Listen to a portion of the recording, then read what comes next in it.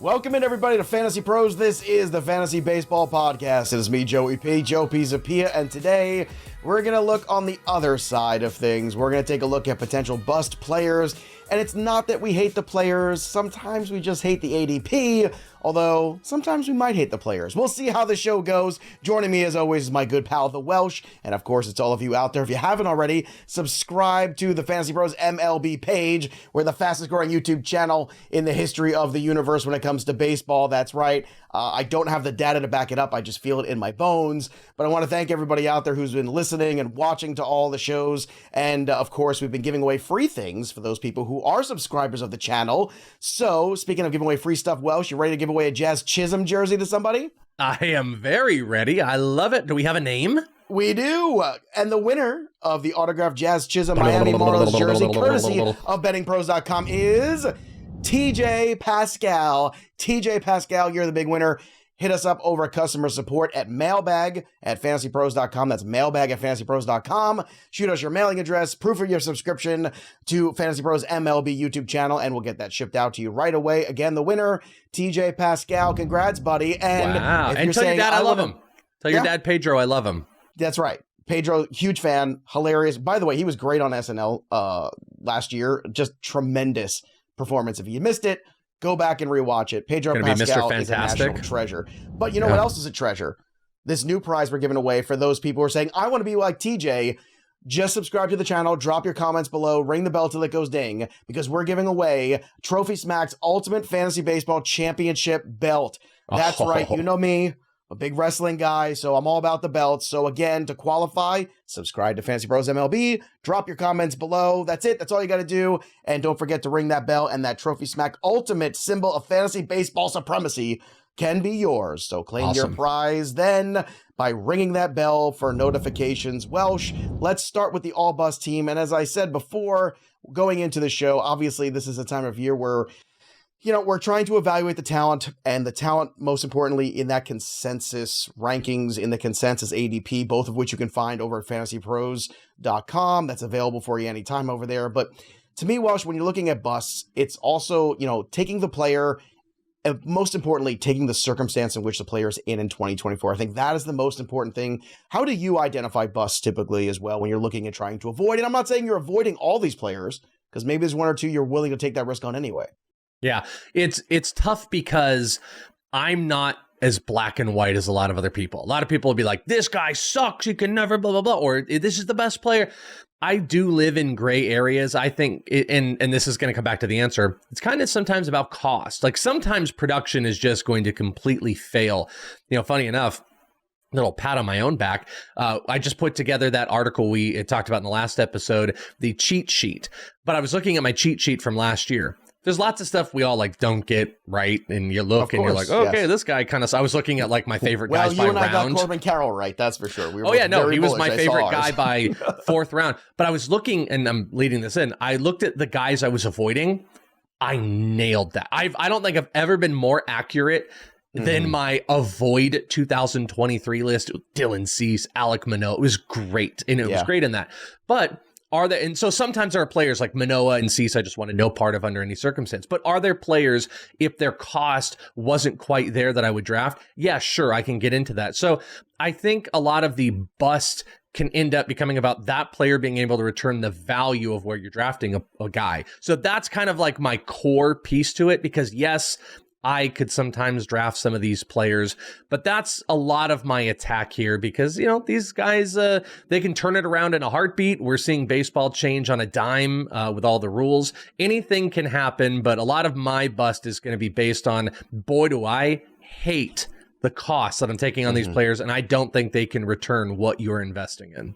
Yeah, and for me, it is, again, I'm willing to take chances on certain players here, but I also understand that you have to understand that there's bust potential in some of these names too, even though you might be willing to draft them if they do fall around longer than they should. And some players are going to be some, high-end players on this list that we're going to talk about today, and some lower-end players too, because everybody thinks everybody's just a value just because they're lower. Well, not necessarily. Sometimes that's a waste of a pick too. So without further ado, let's get to it. Let's talk about our all-bust team for 2024. Let's start a catcher. Welsh, who made the list for you?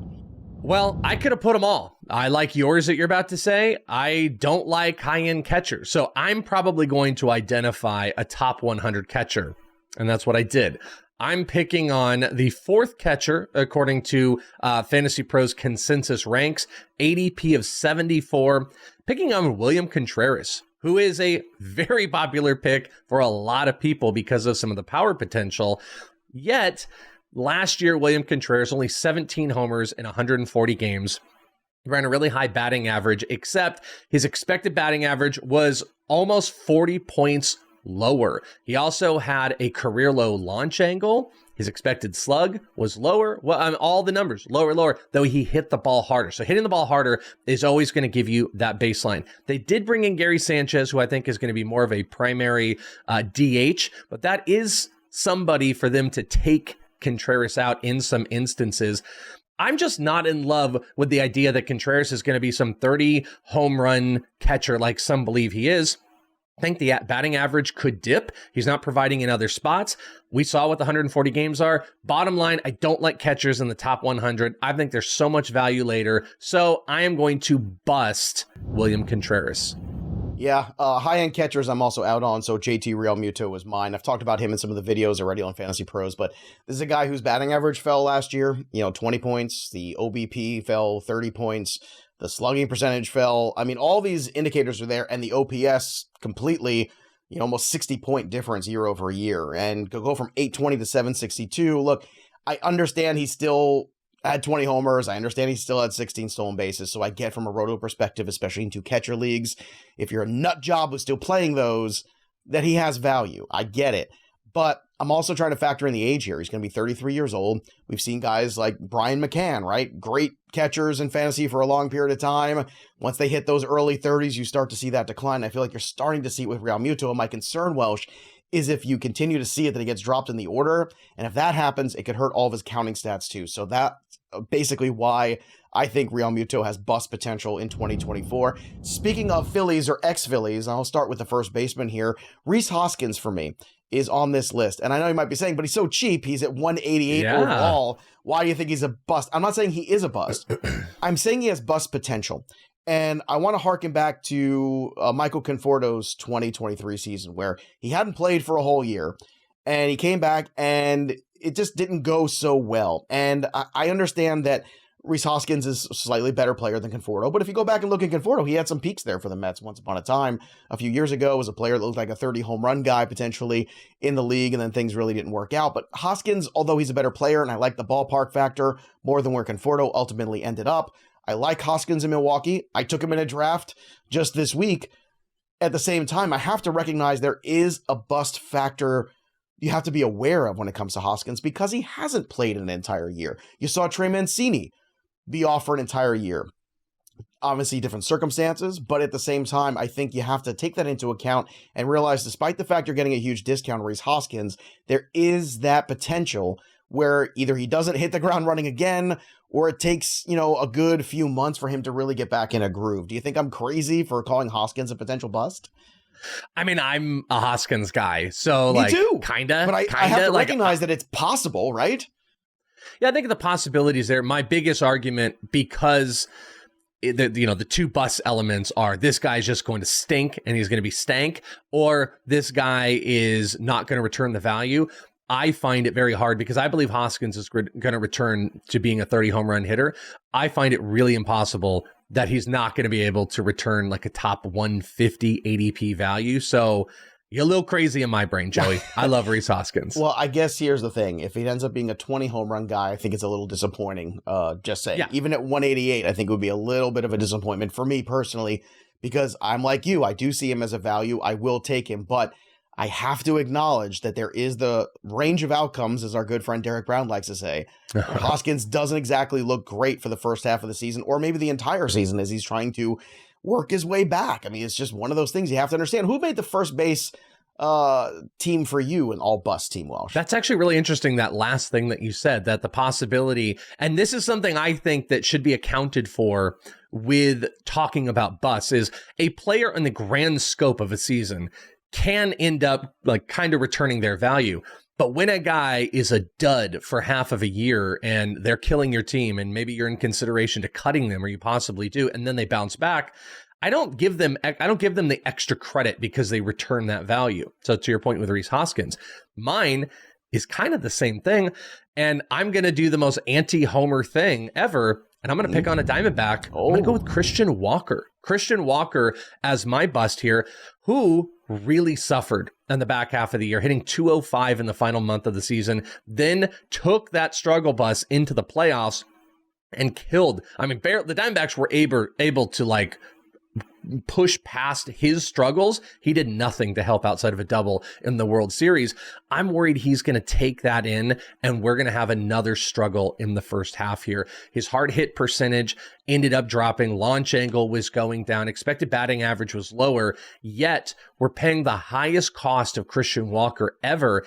He's going off at 72 in the rank, 77 in ADP as the eighth first baseman. He's right in the same general vicinity as Paul Goldschmidt and Cody Bellinger. And guys behind him, we're going to talk about another episode. I love Tristan Casas.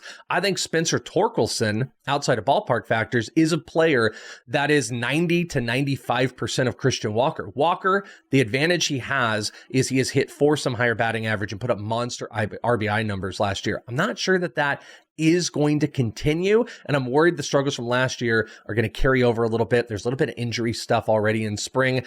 I'm going to bust Christian Walker, especially at that cost, because that advantage is gone where you draft him at 150 and you get the return of a 75 overall player. He has to perform at the level from last season, I think, to return the value. So we will bust the Diamondback Christian Walker. Yeah, I feel like that's kind of a clump there once you get past Jones and Goldschmidt. Walker, Casas, Steer, we'll talk about him coming up too, but I feel like that's the big drop-off after Goldschmidt. That's why I always like Goldschmidt too, because I feel like, well, this is a guy you really feel pretty steady about still. A guy you don't feel steady about at second base, it's the same guy that I don't. It's Nico Hoerner. You've been riding this train into the ground for pretty much all of pre-draft season here, into draft season, so Welsh, I'll let you start first here when it comes to Nico.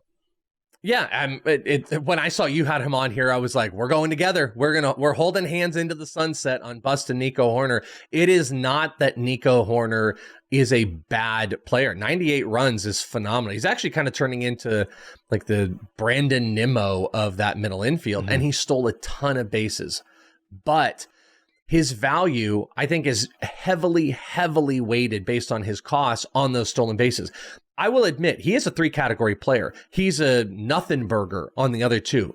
Single-digit homers, RBIs, I guess nothing to throw away. A 68 is still like serviceable. That's because of lineup placement. But again, lineup placement is why my whole thing was 688 plate appearances last year. You know, like the volume is king, right? So if for any reason he doesn't recreate that volume, you have to be worried he doesn't recreate that productivity. And it's 58 overall. 58 overall on ADP. Yeah, it's high. And I think that cost is built in simply on those stolen bases. Projections don't like a repeat. They're about 10 to 12 less across the board. I also don't like him to go over 40. And because stolen bases are just more plentiful, and you can get Bryson Stott, in my mind, is like a Nico Hoerner light. That's a play. Andres Gimenez is the true Nico Hoerner light. I can get Andres Gimenez outside the top 100, get more homers. I think I can get within 85% on stolen bases. Average is probably the same. Maybe I sacrifice a little runs, blah, blah, blah. But I'm saying like 90%-ish of Nico Hoerner, 50 to 60 spots later. That's what I'm going to do. I'm busting Nico Hoerner. I know you're there with me. I am. It is also really, for me, the ADP in which he's going. I just think it's a little too high. He's going ahead right now, consensus ADP on FantasyPros, of Paul Goldschmidt, ahead of Nolan Jones, ahead of Royce Lewis, which is a player that I think is a 5-category player. So I don't get this at all. I understand that it's a big number of stolen bases. I get that. But to your point earlier, Welsh, it's easier to find steals later in the draft too. So why am I paying a premium basically for a guy who is, as you pointed out, and I think it's very true, a 3-category player at best? I don't see the power developing for Nico Hoerner. I like the player. I just don't like the ADP. Now, would I take Nico Hoerner if he was going closer to 75, 90 range? Yes, but in the top 50-ish, I just think it's way too expensive. He's closer to Andres Gimenez, you would take him. I will say, one of the battles here, and great episode we did with Ariel Cohen. If you want to hear about ATC projections on the YouTube channel and the podcast, is like Ariel admitted that like the guys that pop in the system are batting average, and Ariel believes that runs are like a bigger fantasy correlation right now. And that is something that Nico does a pretty decent job of on both fronts, like a high batting average, 280 plus, and he almost scored 100 runs.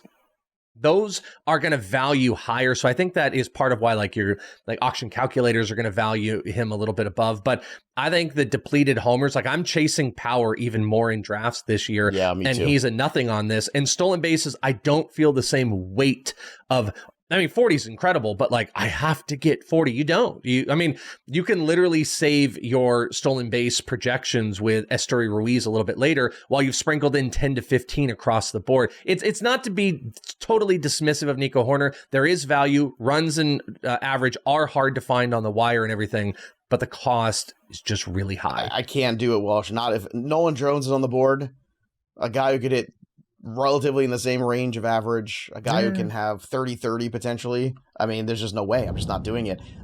Third base here for my all-bust team. This is a player that I was really in on last year. He's probably all sleeper team last year. I'd have to go back and watch, but it's Josh Jung of the Texas Rangers. I like Josh Jung. Again, this is not like me turning on Josh Jung.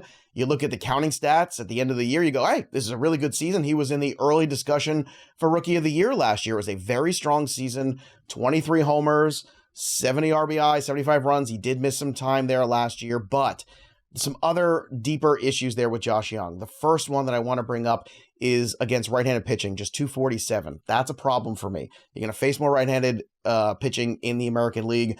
299 OBP, a 419 slugging, 718 OPS against righties.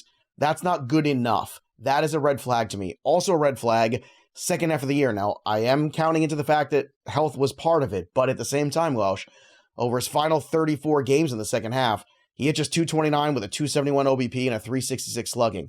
That reeks to me of a guy where maybe the league was starting to catch up to him, figure out his weaknesses. Can Josh Jung bounce back from that and adjust? Of course he can. But at the same time, you have to count into all of those other things that I just brought up there, where there's a potential also for him to bust. So once again, I'd rather have Royce Lewis, who I don't think is going to be a bust. I think he's going to be a great players of this year. I'm looking at Noelvi Marte, who's cheaper. I think there's other ways if you're going to look for a corner guy or a low-end third baseman, that there's other places I'd like to go that I think are a little bit steadier potentially than Josh Jung. Welsh, who made your third base list here for the all-bust potential team in 2024? And I feel like this guy's kind of a darling, and he qualifies at so many positions. This was the player that I decided on. Because I do want to point out, Josh Jung in like November, this was my pick for this. The problem is he's just fallen so far. The injuries are falling. Like he's so cheap now that now you're getting into this like cost reward. Too. So it's not like it's not like that doesn't linger potentially either. And so that doesn't make me feel warm and fuzzy either. So this is more about all those deep numbers than it is about the injury, but we can't take that out of the equation too, because he's had a lot of injury issues in the last 3 years of his career. Yeah, and taking guys like that are already injured going into the season is a really dicey thing. Like you got to be really careful about those players. Like Corey Seager is one that I'm comfortable with, but there's not a lot of others. So the guy that I picked qualifies at multiple positions, kind of a darling, but the cost is just a little too high for me. And I picked Spencer Steer, who is technically 12th at third base. He's a top 100 player. You know, in deeper leagues, that position eligibility is a big positive, but I'm worried about the position flexibility of this roster because they've got so many great players that they're trying to find spots for. Ellie, Noelvi, Christian Encarnacion Strand, and Candelario has been slammed in the middle of that as a lockdown starter every single day. Not to mention, you've got Fraley, you've got Friedel, you've got Will Benson. There's so many players in there that they didn't make a commitment to Spencer Steer not being the guy, but I do feel like we're only a couple hot starts from players to push him off. So not a huge home run threat, 20 homers last year. He stole a bunch of bases, but 8 of his stolen bases came in 1 month. That's 8 of 15 stolen bases came in June of last year. If opportunities are waning a little bit, this is not a massively big stolen base guy. So if you're paying a top 100 cost and he can't meet that home run threshold and he can't meet that stolen base threshold, I feel like a lot has to work in his favor for him to be able to return the value where it's inside the top 100. And I'm just not quite there with Spencer Steer. I'd also say his expected batting average 20 spots lower than his actual batting average. Expected slug almost 60 points lower, 464 to 409. This is just, I can't pay the top 100 price, and this is the guy that I'm going to be picking on. I understand, and the squeeze is my big concern too. You mentioned that. Look, they've got so much young talent there. Yeah. Strand, De La Cruz, Marte, not to mention Matt McClain. There's just only so many spots. And India's still sitting out there, too. And India's still there. I feel like he's going to get dealt, though. Do you? I feel like that's coming soon. I've been thinking that was going to happen for 3 months, and it still hasn't happened. But that's the craziest thing, is India can be traded, and it still doesn't actually really fix this crazy big glut of players. So, what did Spencer Steer, just real quick, and we'll move on from it.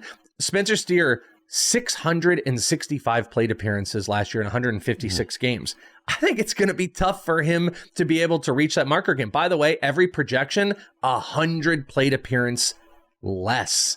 So I think it's going to be a tough task for him to repeat what he did last year.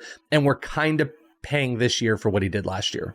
It would take an injury, I think, for him to get back to that number. But it's also tough because there's a player who was really useful off the waiver wire for a lot of people. They have a lot of good feelings about him. Yeah. So they want to reinvest. I totally get that. But the calculus has changed for the Reds in 2024. And I think that's something you have to take into account to that equation. See all that math metaphor I just threw out there? There's a lot of math. All right, let's get to the next position here on our list. It is shortstop. And this is a player, Welsh, that you selected that I got to tell you, I haven't been drafting a lot of. And I'm curious to hear your take on why you put him on the bus team, because the more I continue to research, the more I continue to look, I feel like I need to be kinder to this player.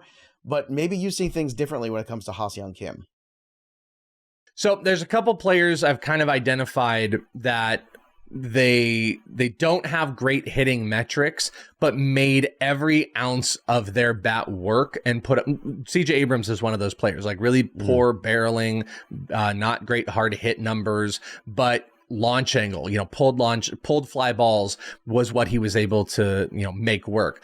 Ha-Seong Kim was kind of the same way. Ha-Seong Kim had one of the lowest barrel. I actually think he had the bottom 3 worst hard hit rate in all of baseball last year of qualified hitters. It was a 26.2%.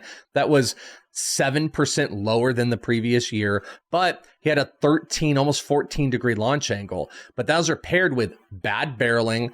You got the bad hard hit. You've actually got a negative expected batting average. He hit 260, but it was 243. And his average EV was 86 miles per hour. Those are atrocious with an above average launch angle in a bad hitting park. So what did he do? Absolutely maximized to the umpth degree to get 17 homers. To me, and it could blow up in my face, I don't think that's sustainable. And I don't think that's going to continue. And projections kind of agree. The stolen bases, I also don't. I will say this. I think he stole at least 3 bases in every single month of the year. So he could be a 15-30 guy, and that could end up working out. But his ADP is right around 85, and it's going a little bit higher in a lot of other places. I have not drafted him in, I think, a single league.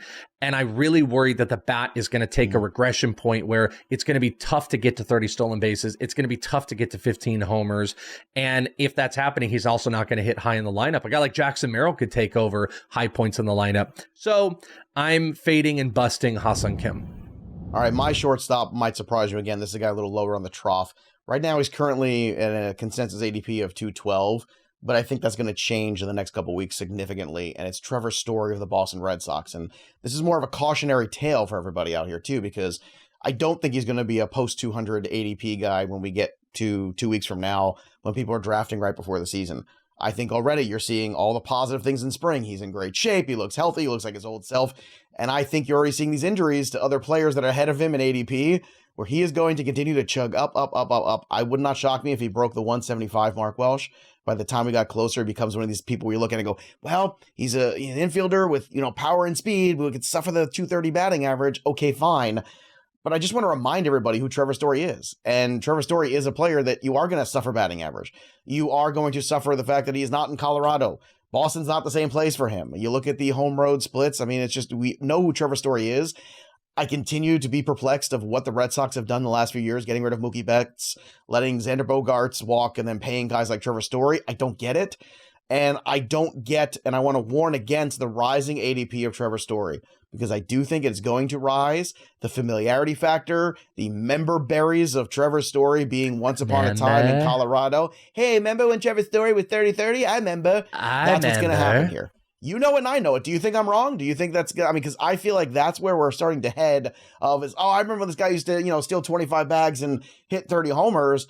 And I think you're chasing something that just isn't going to exist at the age 31 season for Trevor Story again. My only problem, this is Rhys Hoskins all over again. I kind of like Trevor Story. Like, here's something I learned from last year. Here's one thing I really screwed up. So remember that article where I'm like, ooh, I was amazing. I was the best in all of my fades and whatnot. I LOL'd at myself when I looked at my first base targets and my number 2 was Jose Abreu. And last year, something I was very about was like, hey, listen, I think I can skip and fade these high-end first basemen, blah, blah, blah, because I can get this guy a little bit later. Mm-hmm. I want to move off that approach. If I was being like, hey, I can fade some of these shortstops because I can get Trevor Story later, he could be my starter, and I think he can be a top 7 shortstop, I think that's a recipe for failure. He could also be your version of 2024 Jose Abreu of 2023. By that same logic. And that's the thing I'm trying to warn everybody of. Is like, hey, Jose Abreu was great once upon a time, but when a player starts to decline, no matter what, sometimes, new circumstances don't always fit. The other thing, too, as well, you talked about, that range. Here's some of the names in that range. Logan O'Hoppe, I want to draft him. Shoto Imanaga, I want to draft him. I like Jarren Duran. I like Brian Wu. I like Ezekiel Tovar. I like Lars Nootbaar. Junior Caminero, I am writing love letters to on a daily basis. Brandon Pfaadt, Jung Ho Lee, all of which are going in this range of Trevor Story. That's my big problem. Is I think those are all players that I personally want to be in the business of. Or is Trevor Story the downside? I just think it's bigger than people realize. Let's move on to the outfield. Give me a couple outfielders that you're concerned with. One of them is one of my favorite guys, so I'm going to fight you on the first one. Yeah, I've kind of talked about it a decent amount. I hate the ADP of Nolan Jones, and it's going to be a pitchforks and people coming after me and trying to send me to the town square. I get it because everybody loves Nolan Jones, but the cost is it is peak. It is 59 off of what he did last year, which was great in so many instances. Second half, he hit 301. Two things that kind of stand out to me based off the cost. He had a skyrocketing BABIP of over 400, and that is not sustainable. And that also is a regression batting average. What would be the word? That's a candidate. That's the candidate for batting average regression, like without question. Another thing, I talked about Spencer Steer stealing half of his stolen bases in 1 month. Well, the September-October, Nolan Jones, 12 of his, 20 stolen bases came in 1 month. So that has me worried. Over 50 points of batting average regression implied to his expected batting average. He hit 297. 247 expected batting average. So I take skyrocketing BABIP numbers, expected numbers that look lower from a batting average standpoint, and stolen bases that might not be sustainable. And I go top 50. He barrels, he hits the ball hard, he gets the ball in the air, and he's in Colorado. All are awesome. But I'm a little bit worried about a top 50 overall cost. We had this conversation about Bellinger versus Nolan Jones. Nolan Jones has better hitting metrics, but I think from a track record standpoint, even though I know it's been wonky the last couple of years, I think I feel better about the changes that Bellinger has made as a hitter. I'll take him. That's why I'm busting Nolan Jones. Did you want my other, or are we just... Well, I just want to... The only thing I want to throw out in Nolan Jones' defense, too, because a lot of people say, well, he plays in Colorado. What does he do on the road? Last year on the road, 288, 380 OBP, 554 slugging on the road, 935 OPS. That's why I'm so in on Nolan Jones, because he's not just a Colorado product. You're 100% right. That BABIP cannot hold. We know it's going to come down, but if he ends up hitting 260 and still goes 30-20, I'll take that to the bank, and I think it's still good at ADP. And that may be what happens. Like, and I think that's still, if I told you that's a top 50 player, you would agree, right? I think it's right there. But see, like, I think like a high outcome has to be in play for him to return that value. He might be a 2020 guy again with more at bats this year with that batting average regression. So I'm just throwing it out there. I don't love if it's an OBP league, I take him. I just don't love the cost. My other one, just real quick. OBP leagues, that's a great point too. You gotta adjust your thinking on Jones there. My other one is Masataka Yoshida. I actually think he might be the third most valuable fantasy outfielder from the Red Sox after Tyler O'Neill and after Jarren Duran. And I'd throw this out. I even think there's a chance that Rafaela could be a guy that could overpower him. I love the batting average, but I don't like any of the hitting metrics. He doesn't steal enough. He doesn't hit enough homers. If he hits at the top of the lineup, that is going to score some good runs. So this is like two categories, but I'm not into Masataka Yoshida, especially 153 ADP, 38th of outfielders overall. And like I said, I think he might be the bottom tier of those Red Sox outfielders. All right. For me in the outfield, I got two names. The first one is Evan Carter, going at 103 ADP right now. That's a consensus ADP. It's just too high for me. You see some of the other guys, we're going to talk about probably on the breakout teams, I would imagine. The Churios, the Camaneros, the Wyatt Langfords. Evan Carter, I understand it was fun. He got to play the postseason, big exposure level, but he has only played 8 games. He only has 39 at-bats over, 34 at-bats, I should say, at AAA level. And when players make that jump from AA to the big leagues, sometimes it doesn't always work out. For every Evan Longoria, there's a player that it does not work out for, probably threefold, if not 5. So my other concern when I look at Evan Carter too is, and I keep bringing this up and on the other shows, is the frame. He's a little slight. I feel like it's a long season of Major League Baseball. It's a lot of travel. It's a lot to deal with at the big league level. I could see it wearing on him a little bit. I look at the body type of some players who are young and coming into the league, like Caminero, like Wyatt Langford, and I just think they're built differently. And I think that's to their advantage. So there's a lot of reasons why I think he could be a bust at 103. I know people love Evan Carter. Again, I don't hate Evan Carter. I just don't like the price of Evan Carter this year. I think you want to talk about a guy who's priced at everything has to go right. As a top 100 player, basically, I think that's where his price is. And the other one is Jorge Soler, coming off a really good season last year, but I don't like the signing in San Fran for him. It's not the best ballpark factor for him. It's not the best lineup. As much as, we could all joke about Marlins from time to time, the Marlins were chippy last year. And I think that now you look back and you see him going over here. I just feel like Soler, people are going to try to chase, last season a little bit. I think they're going to be disappointed. Again, the ADP at 152 is still fine if you're looking for power late in your draft, but I think you have to understand, too, there's been a lot of up and down in the career of Jorge Soler, and I think he's a tough player to gauge. So for those reasons, I think Carter and Soler are players that I think have bust potential in 2024. Welsh, any comments about one or both of those guys?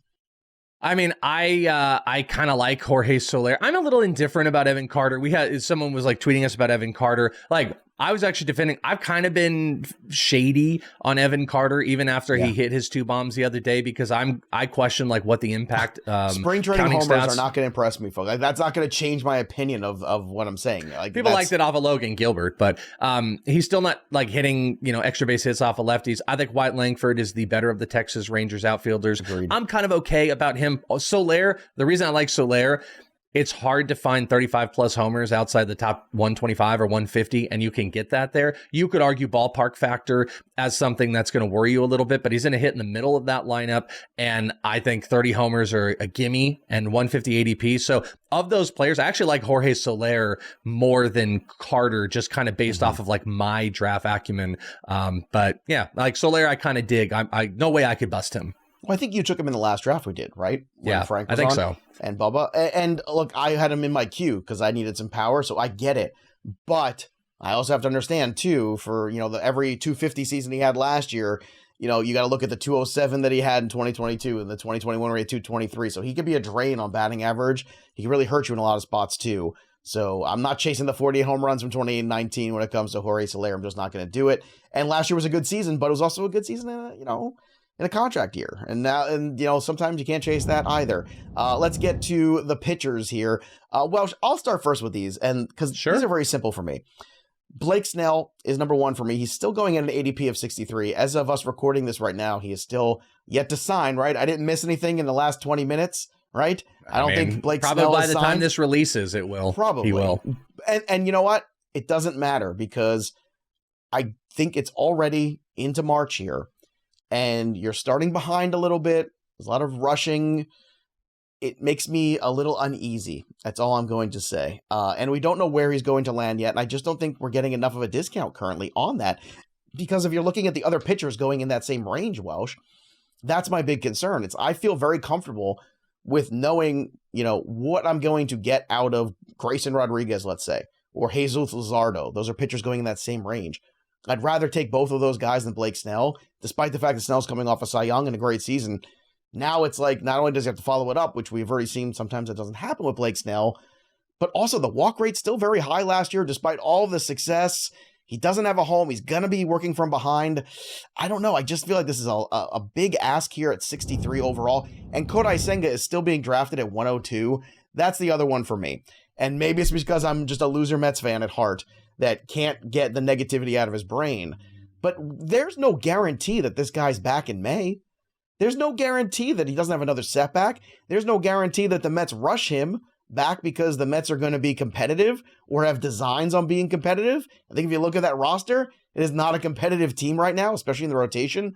So for me, Senga and Snell, their ADP has not fallen enough for me, and the bust potential is too large for the ADP on both of those guys. So I'm probably going to be out on both Snell and Senga unless the ADP changes or unless Blake Snell signs with the Yankees tomorrow or something like that, or some juggernaut team that I go, okay, well, you know what? I'm back in now. Yeah, I'll admit, I've been kind of a Snell apologist. Oh, man. But I'm getting a little worried. Getting a little worried right now. I mean, why not? It's the 6th of March as us recording this here. Yeah, I think it happens this week, but we'll say it every single week. That's what we said 2 weeks ago, and last week, and the week before that. The Senga one's ridiculous. Like, I loved Senga before the injury. I'll tell you, I've been doing a couple drafts. He just keeps falling 150, 200. So I don't know who's still taking him if things haven't updated. But yeah, that's based off of ADP. That's silly. He's on a no draft list. He went from 102 to 107. In the last 24 hours, that's it, in consensus. Yeah. I mean, look, you're right. That's probably going to change in the next couple of weeks. That number's going to drop more. But as of right now, as of today, if that's where he is on the board, I'm out.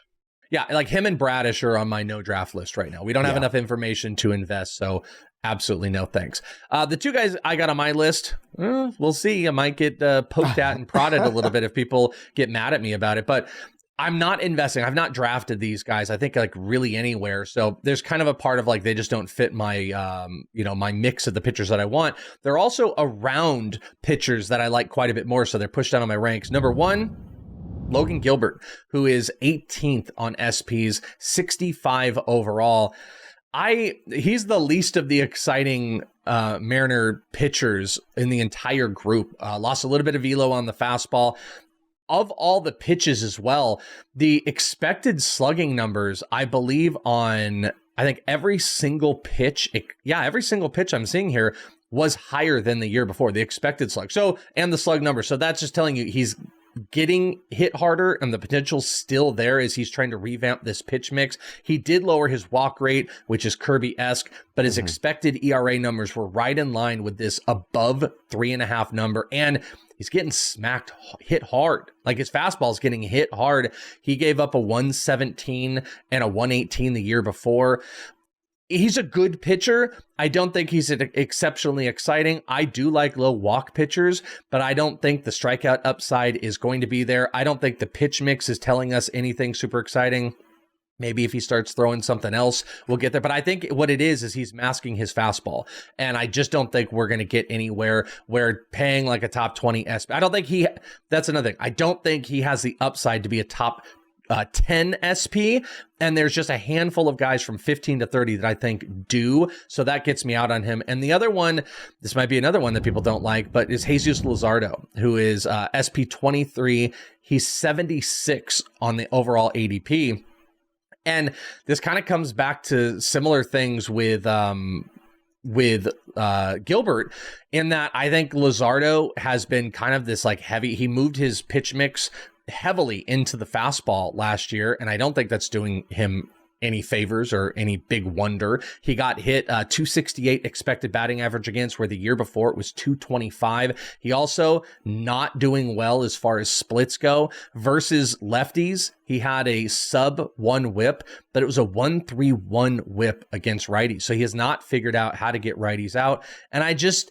like, he's always a good strikeout option, but I think his expected, I got to go back and look because I went away from it. His expected ERA was almost 4. It was 3.96 this past year. And his expected ERA has sat relatively with his ERA most of his career, but this is almost a full run above. He's getting hit harder. He got barreled almost 10% of the time. I think he's a better strikeout option than Gilbert, and he's cheaper. I actually like Luzardo over Gilbert. Both of these guys are pitchers I'm fading, and I will put on my bust list. You know, Luzardo did fade in the second half. I want to equate that to workload more than anything for him. I mean, 179 innings, that's as high in the major leagues. Yeah. The other thing, too, is the splits. At home last year for Luzardo, a 3.07 ERA, away 4.48. That's a big difference. So a little bit more consistency on the road I'd like to see out of Luzardo. I still like him more than you, but I understand all the points you made. When it comes to closer, the guy that made my list is at 167. It's Kenley Jansen. It's a combination of age, but also injury. He was dealing with a lat injury in February. They shut him down. Now he's back to throwing this week, apparently, so we'll see how that goes. But lat injuries can be tricky. We've seen that before, and also a guy that's been around for quite some time. The ERA was up a little bit last year, 3.63, a little higher. Strikeout rate is down a little bit. You know, there's a player that's been around the block more than once, so it's not that Kenley Jansen can't be good, but if I'm looking for a potential bust at closer, I think Kenley Jansen could be one of those guys that you circle and say, I'm a little concerned about him in 2024. Welsh, is there a closer that for you have concerns with coming into the season? Yeah, mine's just like Ryan Helsely. I don't like this. I don't do this. He's had a lot of injury issues, and the Cardinals continuously seem comfortable like grabbing other guys. We would see Gallegos get it. I mean, Hicks isn't there anymore, but I don't feel that the ground is solid under Helsely. Plus, you've got some injury stuff. Plus, you know, how bad that first half of last year is. I think the leash would be very short on Helsely if he were to be screwing around early in the year, because they do have guys like, you know, they like to go to Gallegos. So I don't feel comfortable. I do not draft Helsely. I push him down. Give me Fairbanks. Give me quite a few other closers over him. So he's my bust closer, who I believe he is 15th. I wrote it down at 15th with a 118 ADP. Absolutely no thank you. All right, so Welsh's all bust team: William Contreras at catcher, Christian Walker at first, Nico Hoerner at second, Spencer Steer at third, Ha-Seong Kim at short, Nolan Jones and Masataka Yoshida in the outfield. Then you got Logan Gilbert, Jesus Luzardo, and Ryan Helsely. For me, JT Realmuto over at catcher, Rhys Hoskins, Nico Hoerner as well. So same Z's, Welsh. Josh Jung, Trevor Story, Evan Carter, Jorge Soler, Blake Snell, Kodai Senga, and Kenley Jansen. But of course, we want to hear from you. Drop your comments below in the YouTube channel. Tell us who your big busts are of 2024, and you just might win yourself a fantasy baseball championship belt, the ultimate belt from Trophy Smack for your league this year. You can keep it for yourself, or you can give it away to somebody who wins your league. That's up to you, depending on how you feel, how philanthropic you might be. But again, you can't be in the contest if you don't subscribe to the FantasyPros MLB channel. Drop your comments below, and don't forget to ring that bell for notifications so you know every time a piece of content drops here on the channel. Before you know it, Leading Off Live will be here every single day. And don't forget, run your mock drafts over at Draft Wizard, fantasypros.com/mock. Also, the draft kit is live. It's free. It's there for you. And of course, as Welsh is talking about, you can use some of these cheat sheets and all these insights and all the strategies. Welsh and I are putting out content, as is our entire fantasy baseball team over at fantasypros.com. So be sure to check all that out as well. That'll do it for us, but the story of the game goes on. For the Welsh, I'm Joey P. We'll see you next time, kids.